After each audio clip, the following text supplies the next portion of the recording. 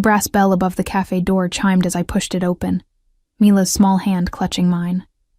The scent of fresh coffee and cinnamon wrapped around us against the November Chicago cold. My daughter's dark curls bounced as she pointed at the pastry display. "Mama, can I have the one with sprinkles?"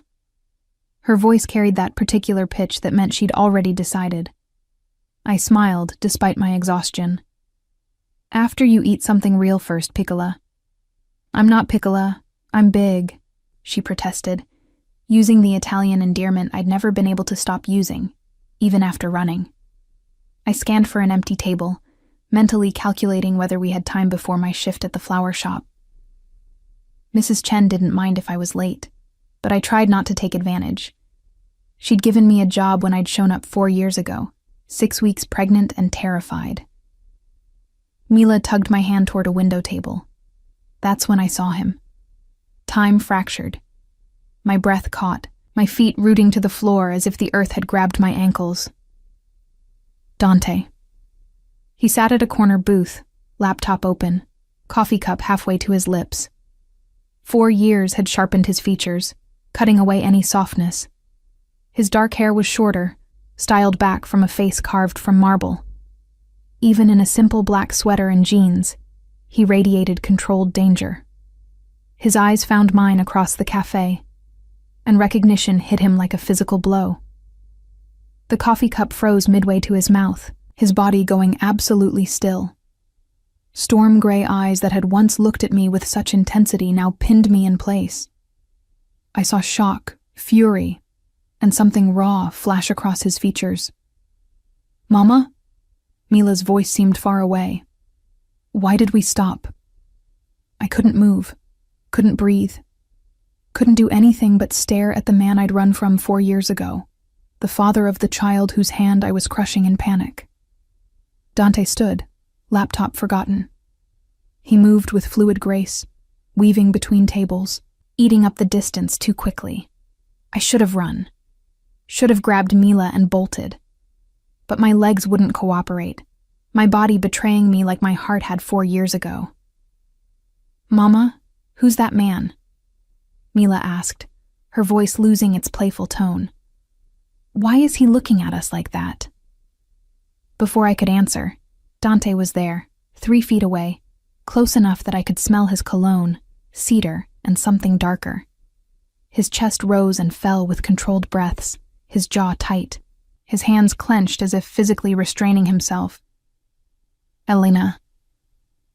My name on his lips was a prayer and a curse. 4 years. I nodded, unable to form words. Up close I could see fine lines around his eyes, exhaustion beneath them. He looked like he'd aged a decade. His gaze dropped to Mila, who had moved behind my leg, gripping my jeans. I watched his eyes trace her features, dark curls like mine, stubborn jaw, lifted chin. And then his eyes widened. Because Mila had one feature that wasn't mine. Her eyes. Storm gray, exactly like his. How old is she? Barely above a whisper, but carrying such intensity the nearest couple glanced over. Mila stepped out from behind my leg, arms crossed in a gesture achingly familiar. "I'm 3.5. My mama said men who look like trouble usually are trouble. Are you trouble, mister?" Despite everything, I saw Dante's lips twitch. "Your mama is a very smart woman." "I know." Mila's tone suggested this was obvious. "She makes pretty flowers and reads me stories and makes the best pancakes in the whole world." "Does she?" Something in his voice had softened, gentled. He crouched to Mila's eye level, bringing him closer to me. "What's your name, Piccola?" "Mila." She studied him seriously. "Mila Rosa Russo." Russo. My mother's maiden name. The lie I'd been living for 4 years. Dante's jaw tightened. When he looked up, I saw accusation and barely controlled fury. "We need to talk." "I don't think... Are you going to make my mama cry?" Mila's small voice carried fierceness. "Because if you are, you should leave. She cries enough already when she thinks I'm sleeping." Pain flickered across Dante's face. He stood slowly, movements careful. I never want to make your mama cry, Mila. I only ever wanted to make her happy. Then you did a bad job, Mila pronounced with brutal honesty, because she's sad all the time. Mila, that's enough, I managed, my voice rough. I looked at Dante, forcing myself to meet his eyes. We should go. No. The word was absolute. His hand shot out, blocking my path. You ran once, Elena. You don't get to run again, not now. Not after taking 4 years from me. His gaze dropped to Mila. Not after taking her. You don't understand. Then make me understand, but not here. He stepped closer. Come with me, 5 minutes. And if I say no? His smile was cold. Then I'll follow you. To your home, your work, wherever you go, because I'm not letting you disappear again, Dolcezza. Never again. The endearment sent an unwelcome shiver through me. Mila tugged my hand, wide eyes moving between us. Mama, I don't like this, she whispered, and that decided it. I wouldn't let my daughter witness a scene. Fine. 5 minutes. But we're staying in public. There's a park across the street. I'll buy Mila that pastry. Before I could argue, he moved to the counter, returning with a pink frosted pastry and milk. He crouched, offering it to Mila. Is this okay, Piccola? Mila looked at me for permission. When I nodded, she took it with both hands. Thank you, mister. You can call me Dante. That's a weird name, Mila pronounced, taking a huge bite. The November air bit through my thin jacket as we crossed the street. Dante guided us to a bench near the playground, far enough from others but still visible. I sat, pulling Mila onto my lap despite her protests. She settled with her pastry, occasionally offering me bites I couldn't taste past the fear. Dante sat beside us, close but not touching, his body angled toward mine. For a long moment he just watched Mila. Then he spoke, his voice rough. She's mine. Not a question. A statement. I couldn't lie. Yes. You were pregnant when you left. 6 weeks. His hands clenched into fists. And you didn't think I had a right to know. I couldn't stay. I found out what you really were, Dante. What you did. I couldn't raise a child in that world. What world? His voice went cold. What exactly do you think I am, Elena? A monster, I forced out. A criminal. A man who hurts people for money. A monster, he repeated, his voice dead. Is that what you told yourself to justify stealing my child? I was protecting her. From her father? He leaned closer, voice dropping. Did I ever hurt you, Elena? Did I ever raise a hand to you, threaten you, give you any reason to fear me? I saw the blood, I whispered, on your shirt, that night before I left. And I heard you on the phone talking about someone who needed to be dealt with. His jaw clenched. You don't know what you saw, what you heard. Then tell me. My voice rose, making Mila look up from her pastry. I lowered it, pulling her closer. Tell me you're not what I think you are. Tell me I was wrong. For a long moment, he just stared at me. Then he spoke, each word careful, measured. 4 years ago, I was many things. Some of them you'd find unforgivable. But I was never the monster you think. He paused. And I'm not that man anymore. What does that mean? It means I walked away, Elena, from all of it. Every connection, every obligation, every part of that life. His voice cracked slightly. I walked away to find you. His words hung in the air between us like smoke, impossible to grasp. You walked away? Every business, every connection, every tie to that world. Dante's eyes never left mine. The day you disappeared, I tore apart the city looking for you. When I couldn't find you, I made a choice.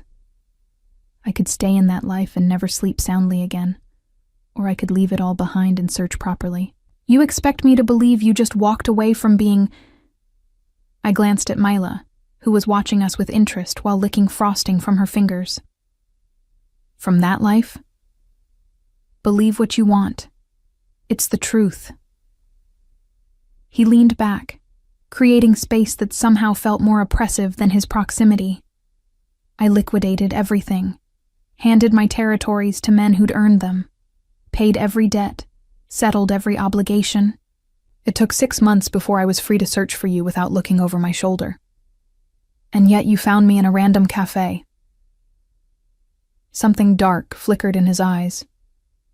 Not random. I've been in Chicago for 3 weeks.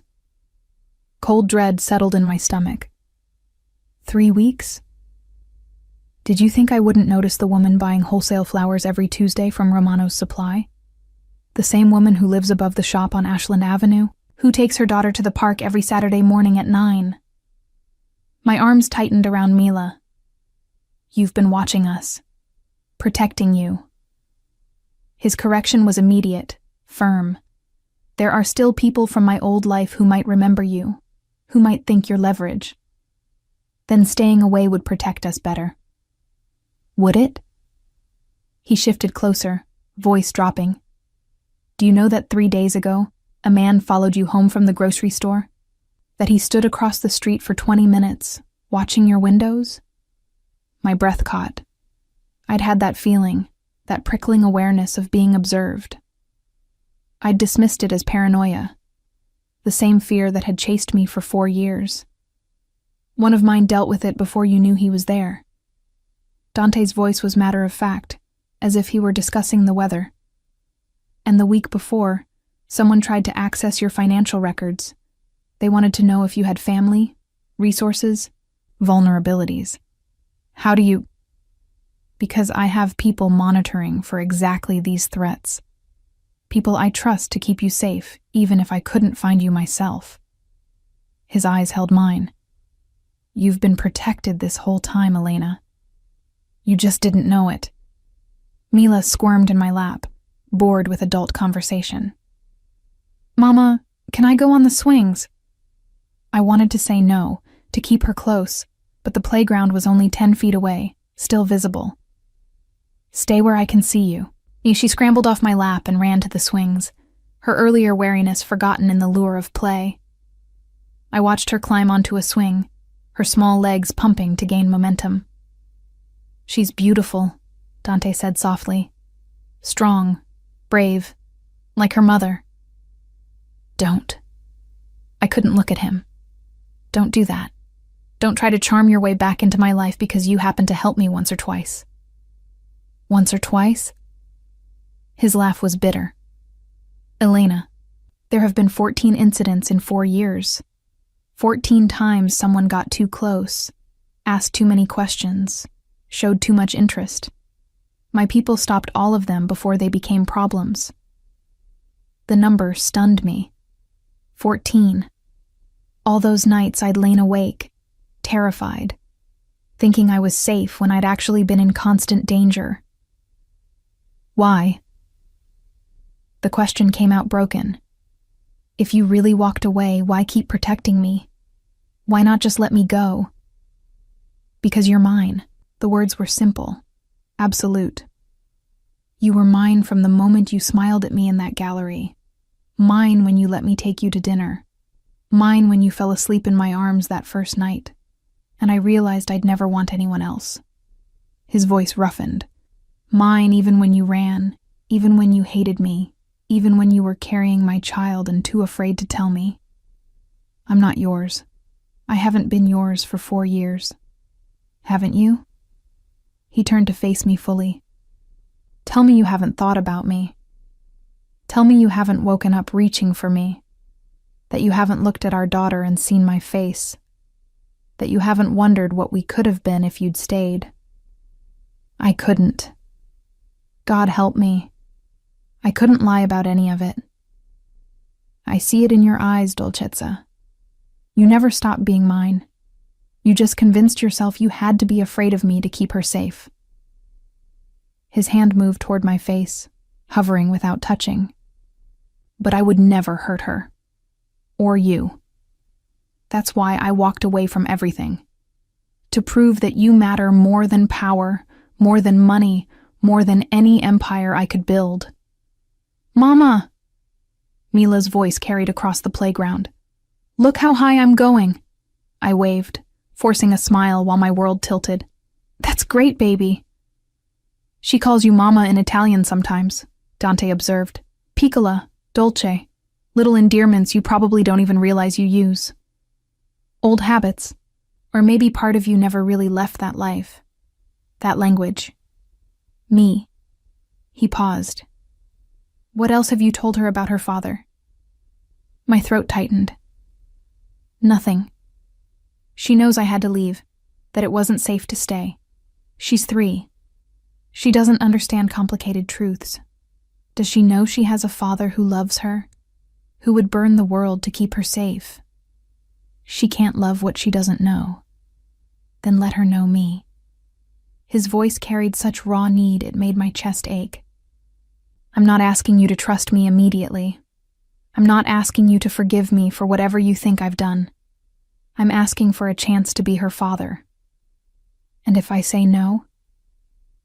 His smile was sad. "Then I'll still protect you both from the shadows. I'll still make sure no threat comes close. I'll still love you from a distance." He stood, looking down at me. "But I won't disappear, Elena. I can't. Not when I've finally found you. Not when I know she exists." A black car pulled up to the curb, and I recognized the driver from the cafe, an older man with silver hair who moved with the same controlled grace as Dante. "That's Marco," Dante said. "He's been with me since I was 17, saved my life twice. He's also been coordinating your protection for 4 years." The driver exited, moving to open the back door. But instead of Dante entering, a woman emerged. Tall, elegant, with auburn hair and expensive clothes. She smiled when she saw us, but there was calculation in her eyes. "Who?" I started. "Isabella Romano." Dante's voice had gone flat, wary. "My former fiancé?" The word hit like a physical blow. "Fiancé?" "Former," he emphasized. "The engagement ended 3.5 years ago, shortly after I started looking for you." Isabella approached with a smile that didn't reach her eyes. "Dante, you disappeared from lunch. I had to track you down through Marco." Her gaze swept over me dismissively. "And this must be the famous Elena." "Isabella." Dante's voice carried a warning. "This isn't the time." "Isn't it?" She moved closer, studying me like I was a curiosity.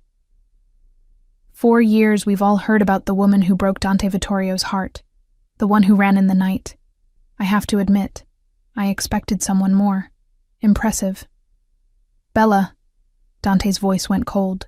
"Leave. Now." "But darling, we were discussing the foundation. Your mother's charity needs your signature on the new grants." She pulled out a folder. "Unless you're too busy playing happy families?" Mila had wandered back from the swings, sensing tension.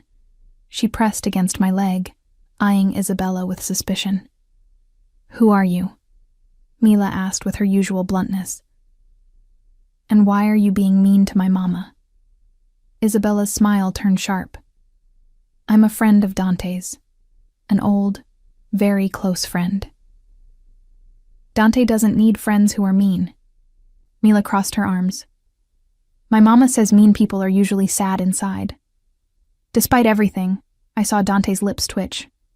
"Your mama is right, Piccola." Isabella's expression hardened. "How charming. She has your eyes, Dante. Did you know? Before today?" The implication hung heavy. She knew. Somehow she knew about Mila. "This conversation is over." Dante took the folder from Isabella without looking at it. "Marco will drive you home." "This isn't over," Isabella said softly, meeting my eyes. He might think he's free of that life, Elena. But some ties can't be broken. Some obligations remain, whether he acknowledges them or not. She walked away, her heels clicking on the pavement. Marco gave Dante an apologetic look before following. What did she mean? I demanded. What obligations? Dante's jaw clenched. Nothing that matters. Isabella is bitter that I ended things. She's trying to scare you. It's working. Don't let it. He looked at me, then at Mila, who was watching him with open curiosity. The only obligation that matters to me is the one I have to both of you. To keep you safe. To be the father she deserves. To prove to you that I'm not the man you think I am.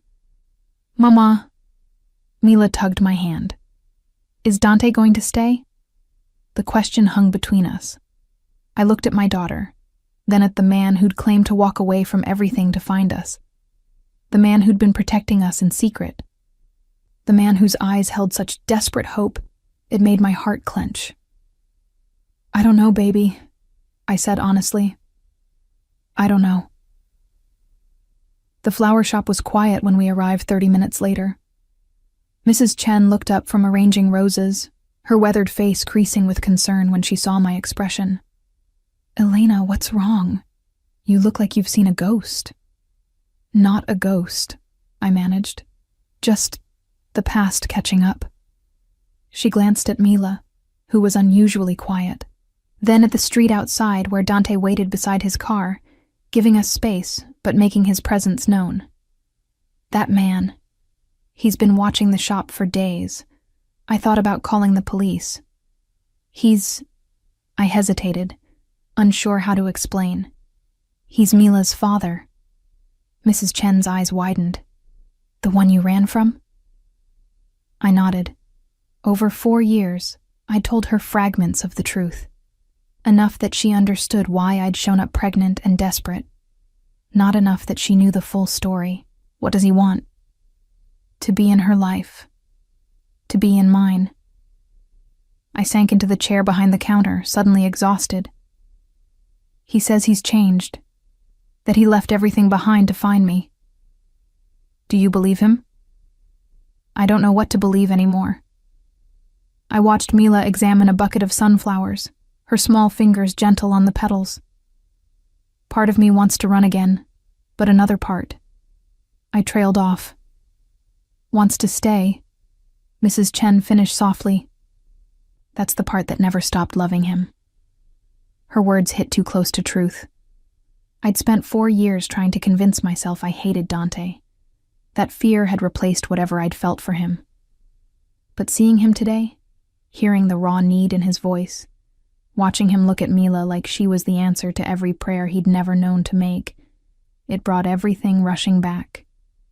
The way he'd looked at me across that gallery, like I was art come to life. How his hand had trembled when he'd first touched my face. The roughness in his voice when he'd whispered mine against my skin.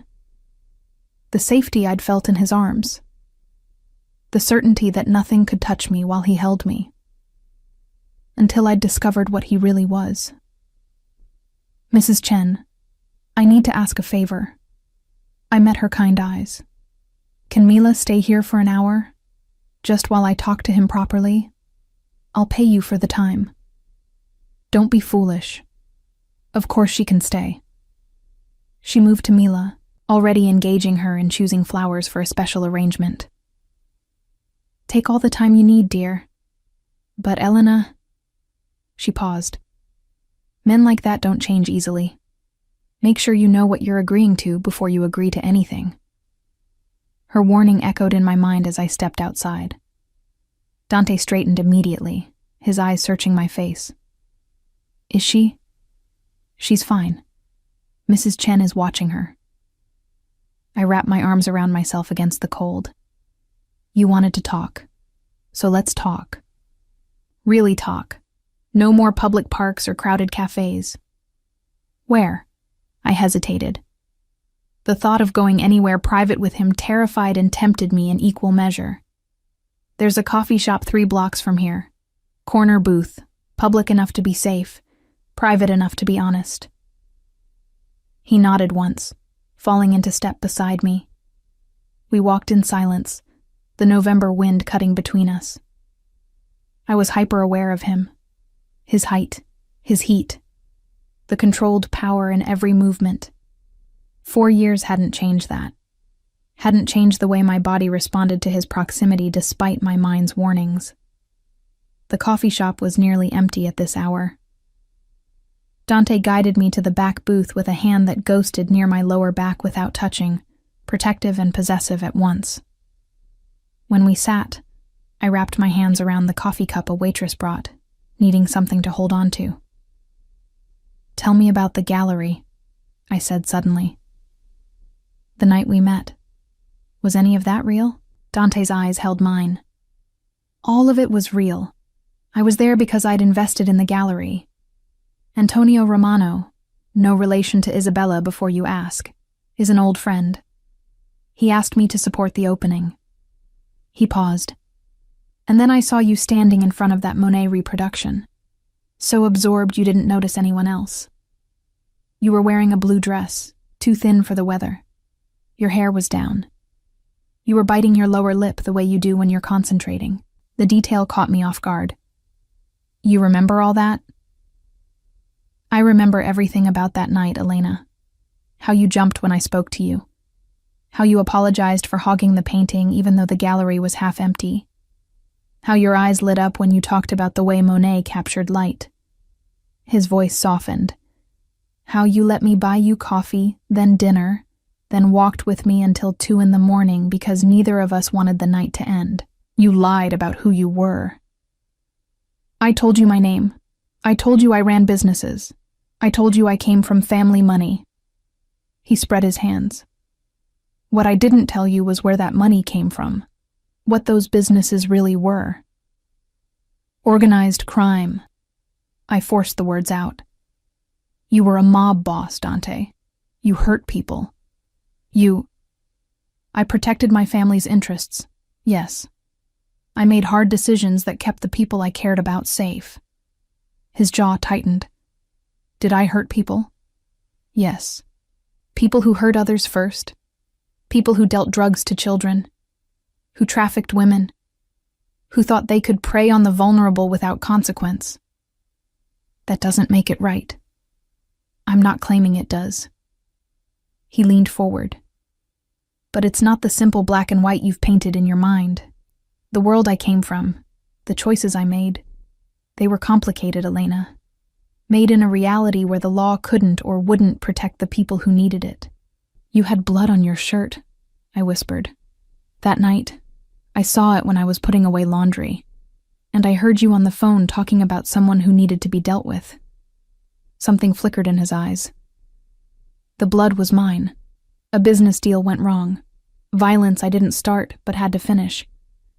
As for the phone call," he paused. "The man I was discussing was a lieutenant who'd been skimming money. He needed to be removed from his position. Dealt with didn't mean killed, Elena. It meant reassigned, demoted, cut out of the organization." "How do I know you're telling the truth?" "Because if I'd wanted to kill him, I wouldn't have discussed it where you could overhear." His voice was matter-of-fact. "I protected you from the worst of what I was. You never saw the violence, never heard the real darkness, because I wanted you separate from that world. Clean. Mine, but untouched." I wasn't untouched. I was blind. Anger flared through me. "You let me believe you were someone safe when you were the most dangerous man I'd ever met.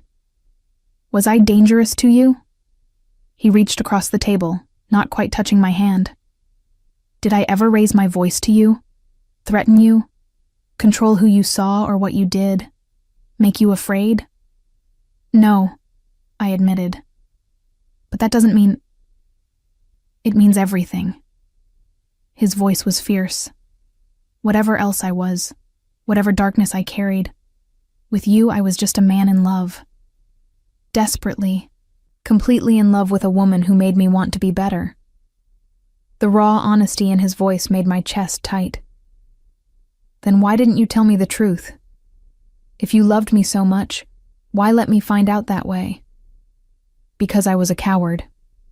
The admission seemed to cost him. I told myself I would tell you, after we'd been together longer, after you loved me enough that you'd understand. But the truth is, I was terrified. Terrified that the moment you knew, you'd look at me the way you're looking at me now, with fear and judgment and the knowledge that I'm not the man you thought I was. You were right to be terrified, because the moment I knew, I ran. 6 weeks pregnant with my child. His voice cracked. Did you know then? When you left? I nodded, tears pricking my eyes. I'd taken the test that morning. I was going to tell you that night. And then I saw the blood, heard the call, and I realized I couldn't bring a child into your world. Couldn't risk her growing up surrounded by violence and danger and men who solve problems with guns. So you ran to protect her. To protect us both. And in doing so, you took away my chance to be a father, to watch her grow, to be there for her first breath, her first word, her first everything. Pain etched his features. Do you have any idea what that's like, Elena? To discover you have a daughter who's almost 4 years old? To realize you've missed every moment of her life? You don't get to make me feel guilty for protecting my child. Our child. His hand closed over mine before I could pull away. She's our child, Elena. Mine and yours. And while I understand why you ran, while I can even respect the fear that drove you, you need to understand something. His thumb traced circles on my palm. I will never forgive you for those lost years. I will love you until my last breath. I will protect you with everything I have, but I will never forgive you for taking her from me. The honesty of it hurt more than anger would have. Then what do you want from me? Everything. His eyes held mine. I want you to come home, to live with me. Let me provide for you both. I want to wake up every morning with my daughter in the next room. I want to teach her Italian, take her to the park, read her bedtime stories. I want to be her father in every way that matters. And me? My voice was barely audible. What do you want from me? I want you to trust me again, to see that I'm not the monster you've convinced yourself I am. He paused. I want you to let me love you the way I should have from the beginning. Honestly. Completely. With no secrets between us. That's asking for a lot. I know. That's why I'm willing to negotiate. He released my hand, leaning back. I won't force you into anything, Elena. Whatever we build, it has to be your choice. But I need you to understand the reality of our situation. What reality? You're still in danger.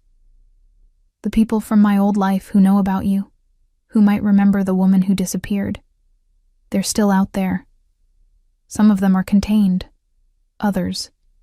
He shook his head. Others require active management, protection, the kind only I can provide.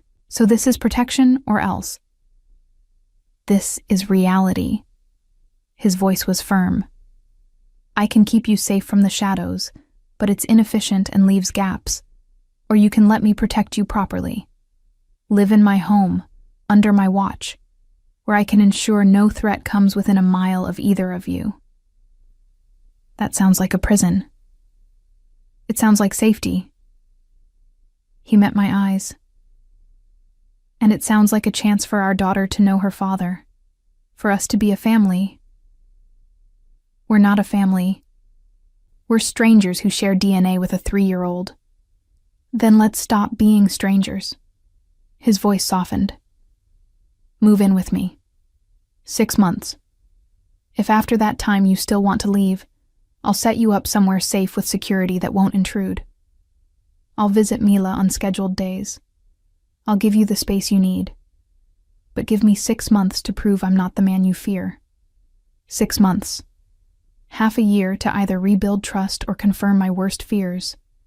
Half a year under his roof, under his protection, under his constant presence. "I need to think about it," I said finally. "You have until tomorrow." He stood, pulling out his wallet and leaving far too much money for our coffee. "I'm staying at the Langham, room 2404. When you've decided, call me." He handed me a card with his number. "But, Elena, one way or another, I'm going to be part of Mila's life. The only question is whether you're going to fight me every step of the way, or whether we're going to do this together." He left me sitting there, his words echoing in the sudden silence. As I watched him walk away, I realized Mrs. Chen had been right. Men like Dante Vittorio didn't change easily. The question was whether he'd changed at all, or whether he'd simply gotten better at hiding who he really was. I didn't sleep that night. Instead, I lay in the narrow bed in my tiny apartment above the flower shop, staring at the ceiling and listening to Mila's soft breathing from the cot beside me. The business card Dante had given me sat on my nightstand, his number seeming to glow in the darkness. 6 months. Half a year of living under his roof, under his protection, under his watchful eyes. The thought terrified me. But what terrified me more was the alternative. Continuing to run, constantly looking over my shoulder, waiting for the day when his protection from the shadows wouldn't be enough. At 3 a.m, I heard it. The soft creak of a floorboard on the stairs leading to my apartment. My heart seized. I'd lived here 4 years without incident. The building was old. The stairs groaned constantly. But this was different. Deliberate. Slow. I slipped from bed, moving silently to where I kept a baseball bat behind the door. My phone was in my hand. Dante's number already pulled up. I hesitated, pride warring with fear. Then another creak, closer now. I hit call. He answered on the first ring. "Elena, someone's outside my door," I whispered. I heard rustling, the sound of him moving. "Lock yourself in the bathroom with Mila. Now. Don't make a sound." "Dante." "Do it. I'm 2 minutes away." 2 minutes. How could he be 2 minutes away at 3 a.m, unless he'd been watching, waiting? I scooped Mila from her cot. She mumbled protest but didn't wake as I carried her into the small bathroom and locked the door. I sat on the floor with her in my lap, the bat across my knees, and counted my heartbeats. Outside, I heard the apartment door rattle, someone testing the lock. Then voices, low and urgent. A thud. Silence. I stayed frozen, barely breathing, Mila's weight warm against me. Minutes crawled by. Then my phone buzzed, a text from Dante. "It's safe. Open the door." I waited another 30 seconds before emerging. The apartment was exactly as I'd left it, except for Dante standing in my living room, his clothes disheveled, his knuckles bloody. Another man stood by the door, someone I didn't recognize, holding a semi-conscious figure in dark clothes. "Marco's taking him to be questioned," Dante said, his voice deadly calm. "He won't trouble you again." "Who was he?" I managed, still clutching Mila. "Someone looking for leverage against me, someone who didn't realize you were under protection." His eyes moved over me, assessing for injury. "Are you hurt? Is she?" I shook my head, unable to speak past the fear still coating my throat. Dante moved toward me, his movements careful, controlled. "Let me see her." I let him take Mila, watched as he examined her with gentle hands, checking that she was truly unharmed and just sleeping. When he was satisfied, he carried her to the cot and laid her down with such tenderness, it made my chest ache. "Pack," he said quietly. "Whatever you need for a few days. You're not staying here tonight." "Dante, this isn't a negotiation, Elena." He turned to face me. "Someone found you. Found her. Whether you agree to move in permanently or not, you can't stay here tonight. It's not safe." He was right. God, I hated that he was right. I moved mechanically, throwing clothes into a bag for Mila and myself. Dante waited silently, his presence filling my small apartment, in a way that made me hyper-aware of how little I had, how fragile my independence really was. 20 minutes later, we were in his car, a different one, sleek and black with tinted windows. Mila slept in my arms in the back seat while Dante drove with one hand, the other holding his phone as he issued quiet commands in Italian to people I couldn't see. "Where are we going?" I asked. "Home." His home turned out to be a penthouse in one of Chicago's most exclusive buildings. We rode a private elevator to the top floor, emerging into a space that belonged in a magazine. Floor-to-ceiling windows overlooked the city. Modern furniture in shades of cream and gray. Original artwork on the walls. Everything pristine, expensive, perfect. "Guest room is this way," Dante said, leading me down a hallway. He opened a door to reveal a bedroom larger than my entire apartment.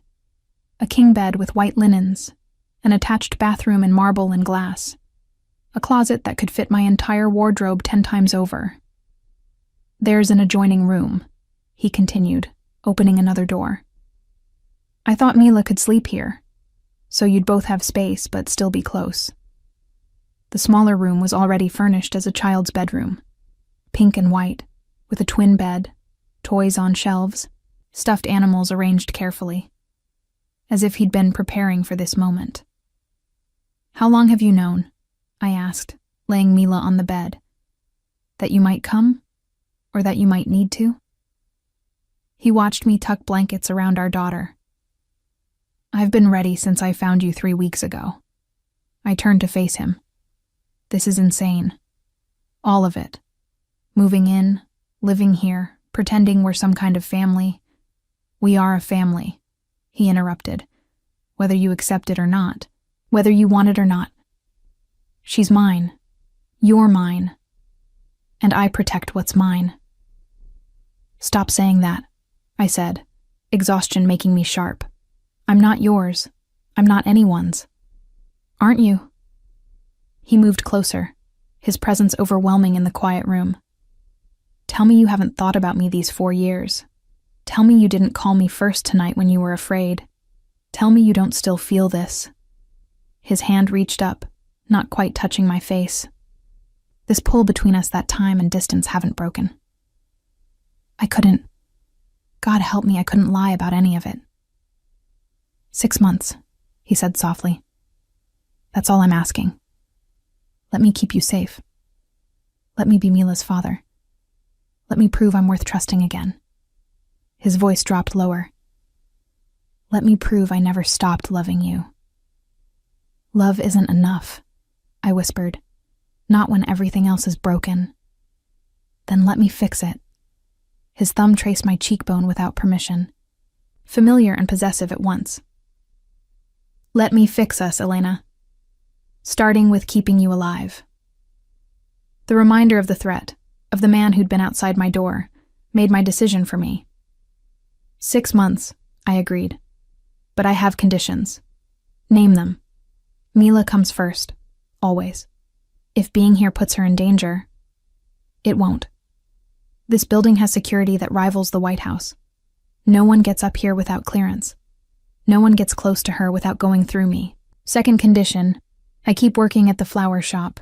I'm not going to be some kept woman with nothing to do. His jaw tightened, but he nodded.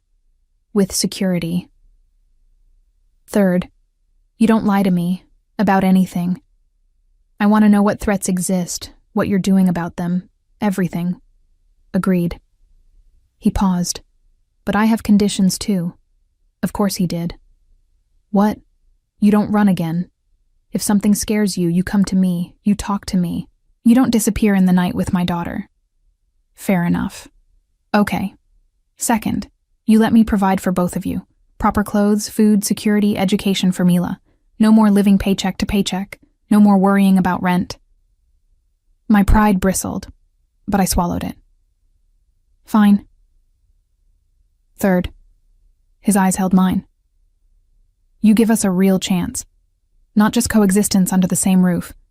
A real chance at being a family. At being together. Dante. I'm not asking you to sleep with me, he clarified, though heat flickered in his eyes. I'm asking you to be open to the possibility, to not shut down every moment of connection, to let me court you properly this time. Court me? We already have a child together. Yes, but I never got to do this right. Take you on proper dates. Win your trust instead of assuming I had it. Show you who I really am instead of hiding behind secrets. His voice roughened.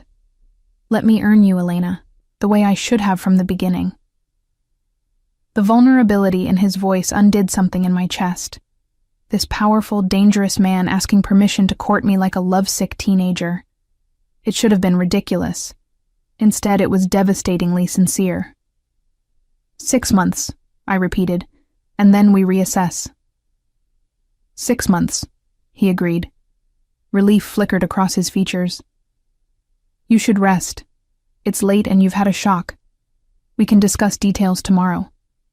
He moved toward the door, but I called him back. Dante? Yes? Thank you. For tonight. For being there when I called. Something soft entered his eyes. Always, Dolcezza. I'll always be there when you call. That's what it means to be mine. You're never alone. Never unprotected. Never without me when you need me. After he left, I stood in that beautiful room that cost more than I'd make in years, and wondered what I'd just agreed to. 6 months with the man I'd run from. 6 months of letting him back into my life. Into Mila's life. Into the heart I'd tried so hard to lock against him. 6 months to either fall in love with him all over again, or confirm every fear that had made me run in the first place. I checked on Mila one more time, her small face peaceful in sleep, oblivious to the seismic shift in her world. Tomorrow she'd wake up in this new place with her father down the hall, and her mother trying desperately to figure out how to protect her heart while keeping her daughter safe. Tomorrow, everything would change. But tonight, for the first time in 4 years, I fell asleep without fear. Because whatever else Dante was, whatever darkness he carried, he'd proven one thing tonight. When I called, he came. And maybe that was enough to start rebuilding on.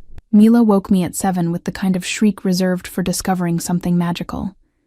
I bolted upright, heart racing, only to find her standing in the doorway of her new room, eyes wide with wonder.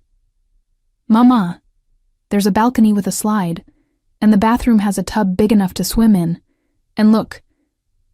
She held up a stuffed unicorn that hadn't been there when I'd tucked her in. Someone left me presents. I rubbed sleep from my eyes, following her into the room. Sure enough, beside the unicorn were several other gifts. A children's book in Italian, a pink backpack with her initials embroidered on it, and a framed photo I'd never seen before. Dante as a young boy, maybe 6, with dark curls and gray eyes that were unmistakably Mila's. Did Dante leave these? Mila asked, examining the photo with interest. He looks like me. He does, doesn't he? My voice was rough with sleep and emotion. Is that because he's my daddy? The question hit me like a physical blow. We'd lived 4 years with careful omissions, with Mila too young to ask the hard questions. But 3-year-olds saw more than people credited them for. I sat on the edge of her bed, pulling her close. Yes, baby. Dante is your daddy. I knew it. She sounded satisfied rather than surprised. He has the same grumpy face I make when I don't want to eat vegetables. Mrs. Chen said people who are related make the same faces. Despite everything, I laughed. Mrs. Chen is very wise. Is he going to stay, or will he leave like other daddies do? Her voice had gone small, uncertain. My fierce girl suddenly vulnerable. He's going to stay, I promised, hoping desperately I was right. He wants to be your daddy very much. Good. She hugged the unicorn. I always wanted a daddy. Sarah at daycare has one, and he pushes her really high on the swings. Do you think Dante can push me high? I think he'd push you to the moon if you asked. A knock at the open door made us both turn. Dante stood there in dark jeans and a navy sweater, his hair still damp from a shower. He looked younger, less dangerous. more like the man I'd met at that gallery 4 years ago. "I heard voices," he said. "I thought you might like breakfast. I have a cook, Rosa, who makes the best pancakes in Chicago, or so I'm told." Mila studied him with serious eyes. "Mama makes the best pancakes in the whole world." "Does she?" Dante's lips twitched. "Then perhaps Rosa makes the second best. Would you be willing to judge?" My daughter considered this. "Will there be syrup?" "Maple. And blueberries if you want them." "Okay, but you have to sit next to me and tell me about this picture." She held up the photo of young Dante.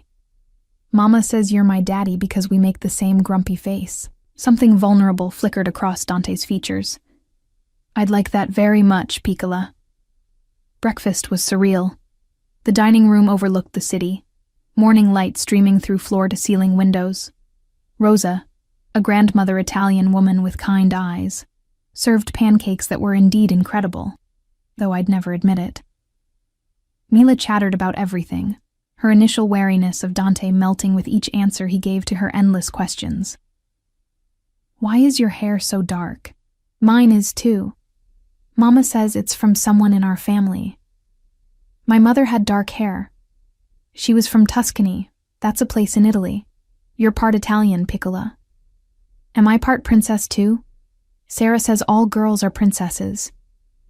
The most beautiful princess in all the kingdoms." His voice held such tenderness it made my throat tight.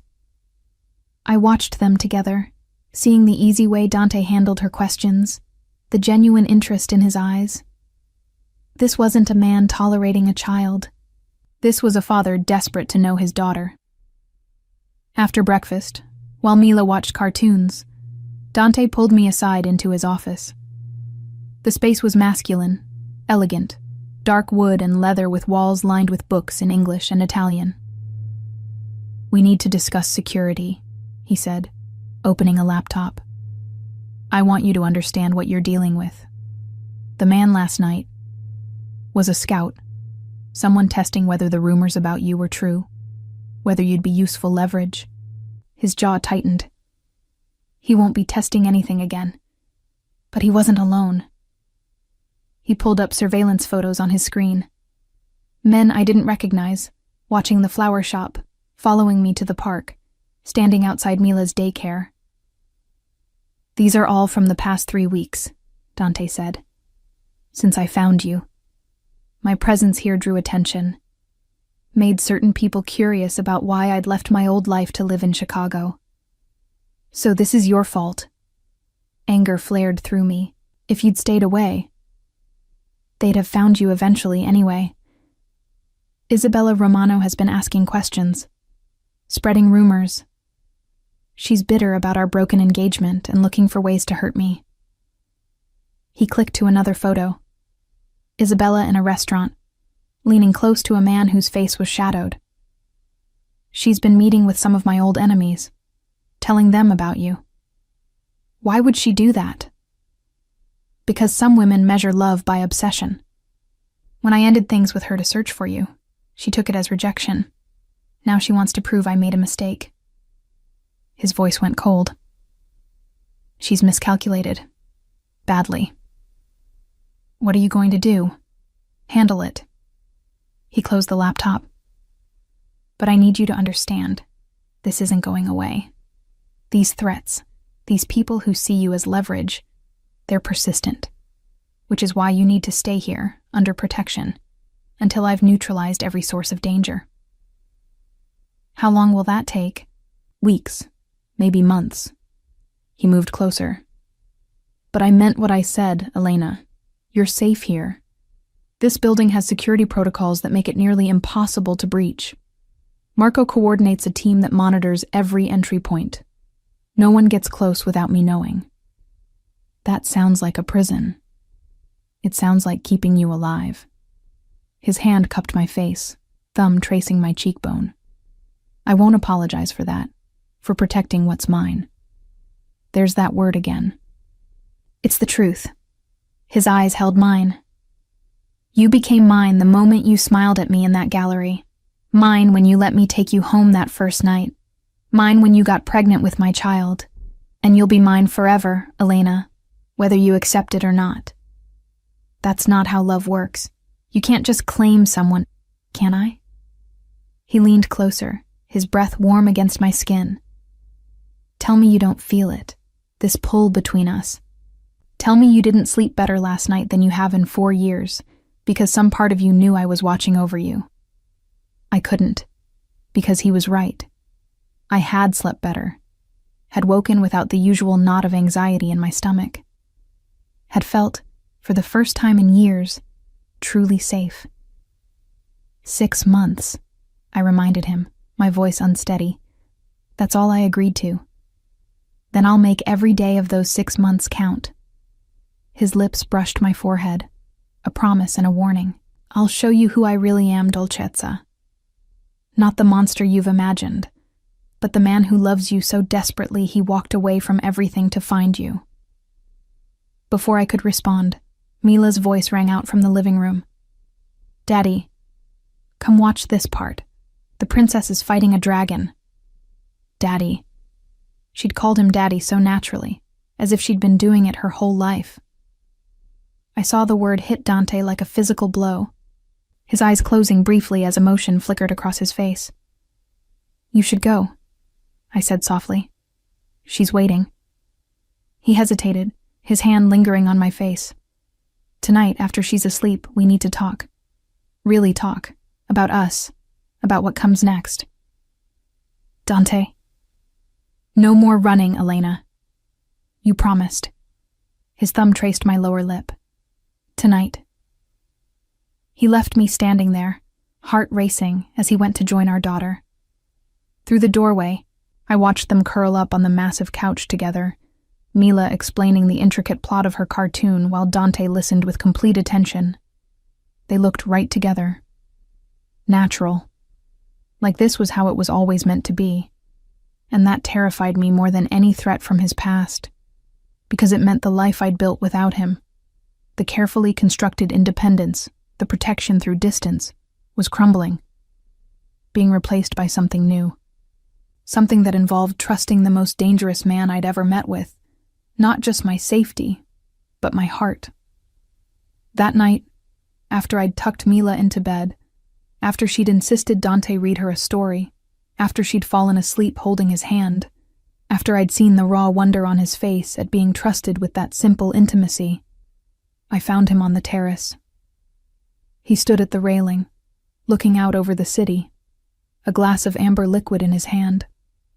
The November wind cut through his sweater, but he didn't seem to notice. She called me Daddy, he said without turning, just accepted it, like it was the most natural thing in the world. Children are adaptable. I moved to stand beside him, wrapping my arms around myself against the cold. She's extraordinary, fierce and sweet and brilliant. He finally looked at me. She's everything I never knew I needed. She's everything I have, I said softly. My whole world, which is why I can't make mistakes with her. Can't let the wrong people close. Am I wrong people, Elena? I studied his profile. The strong jaw, the shadows under his eyes, the way his hand gripped the glass like an anchor. I don't know yet. That's what the 6 months is for. Then let me start proving myself right now. He set down his glass, turning to face me fully. Ask me anything. Any question you've been too afraid to ask. I'll answer honestly. No more secrets. I took a breath, steadying myself. That night, the blood on your shirt. What really happened? His jaw tightened. A meeting with a rival family. They wanted territory I controlled. When I refused, one of them pulled a knife. The blood was from defending myself. He survived, if that matters. Barely. But he survived. And the phone call? About someone being dealt with. Antonio Romano, Isabella's distant cousin, ironically, had been caught skimming from the family business. I was arranging for him to be removed from his position, and sent to manage a legitimate restaurant in Florida, away from temptation, but not hurt. You expect me to believe you are merciful? I expect you to believe I'm complicated. His eyes held mine. I've hurt people, Elena. I won't lie about that. But I never killed without cause, never harmed innocents. The monster you've imagined isn't who I was, and it's certainly not who I am now. Who are you now? A man trying to be worthy of his daughter, of her mother. He reached up, tucking a strand of hair behind my ear. A man who spent 4 years regretting every choice that made you run. A man who'd burn the world down to keep you both safe. That's not reassuring. That's terrifying. Good.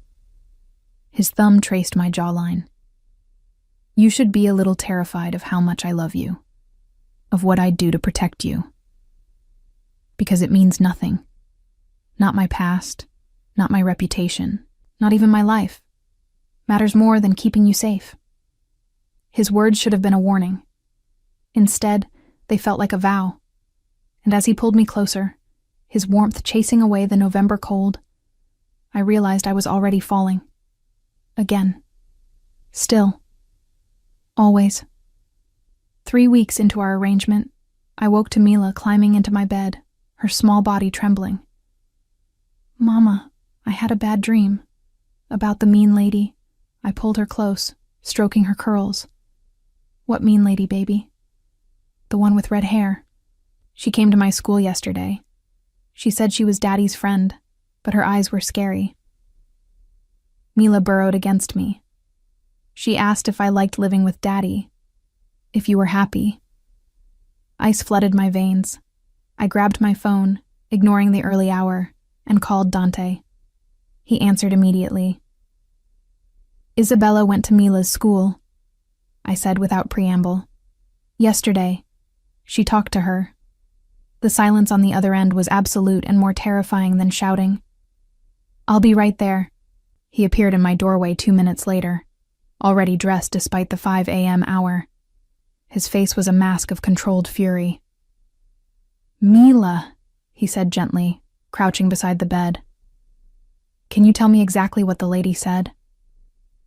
My brave girl looked uncertain for the first time since meeting him. She said she was your friend, that you used to love her. She asked if I was happy, if Mama was happy, if we wanted to go somewhere safe where you couldn't find us. Dante's hands clenched into fists. What did you say? I said Mama and I are safe with you, that you're my daddy, and daddies keep their families safe. She touched his face with small fingers. Was that wrong? No, Piccola. That was perfect. He kissed her forehead. You're so brave. But if you see that lady again, you need to tell me your Mama immediately. Can you do that? She nodded seriously. After Mila fell back asleep between us, something that was becoming a comforting routine, Dante and I moved to the living room. She crossed a line, he said quietly, but his voice carried deadly promise. Going to Mila's school, talking to her, that's not strategy, that's a threat. What are you going to do? End it. He pulled out his phone. I've been merciful because of our history. That ends now. I watched him make calls in rapid Italian, his voice cold and commanding. This was the man I'd run from. Powerful, dangerous, capable of ending threats with a few words. But this time, he was protecting us, using that danger on our behalf. When he finished, he turned to me. Isabella is being encouraged to leave Chicago, permanently. She'll be on a plane to Milan by tomorrow, with clear understanding that she never returns, never contacts us, never speaks our names again. And if she refuses? His smile was cold. She won't refuse, because I've made it clear what the alternative is, and Isabella values her comfort more than her pride. I should be horrified by this, I said softly, by how easily you can make people disappear. Are you? I met his eyes. No, because she threatened my daughter, and I'd do the same if I had your power. Something shifted in his expression. Approval, understanding, recognition. You're more like me than you want to admit, Dolcezza. You'd do anything to protect what's yours. The only difference is you've never had the means. I do. He was right. God help me, he was right. I'm scared, I admitted. Not of you, but of how much I'm starting to depend on you. How much Mila already loves you. What happens if this doesn't work? If 6 months from now we're not... We will be. He moved closer, his hands framing my face. Because I'm not the man you ran from, Elena.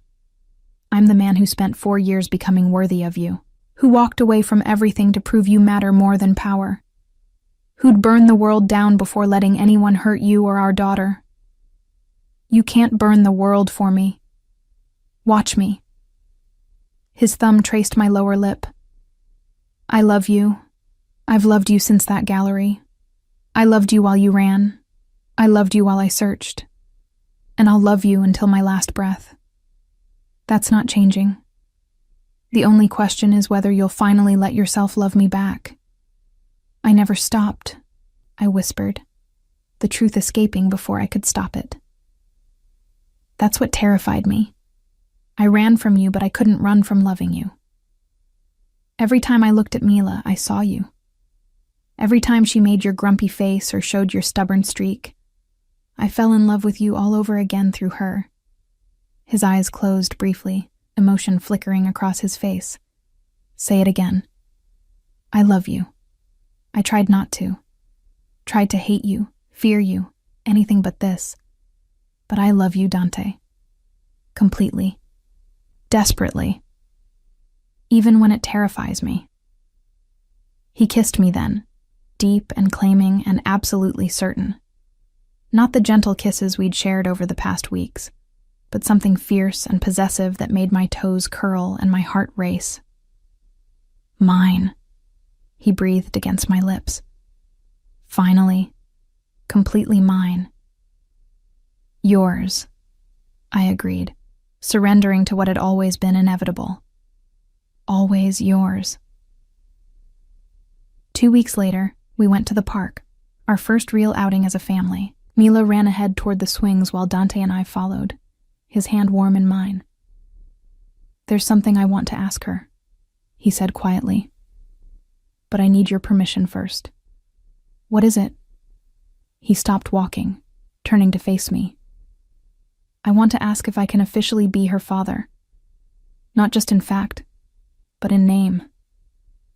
I want to adopt her, give her my name, make it legal. Tears pricked my eyes. You want to adopt Mila? I want the world to know she's mine. I want it on paper. Legal. Unbreakable. His voice roughened. I want her to be Mila Vittorio, my daughter, in every way that matters. Yes, I said without hesitation.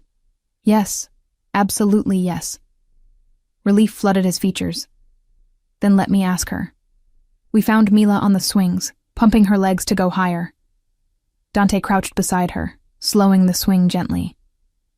Piccola, I have an important question for you. She looked at him with those gray eyes that were mirror images of his. Is it about ice cream? Because I think we should get some after the park. Despite the seriousness of the moment, he smiled. It's about something more important than ice cream. I was wondering, would it be okay if I became your daddy officially? If you had my last name and everyone knew you were mine? Mila stopped swinging, studying him with that serious intensity she got when thinking hard. Would I still be me?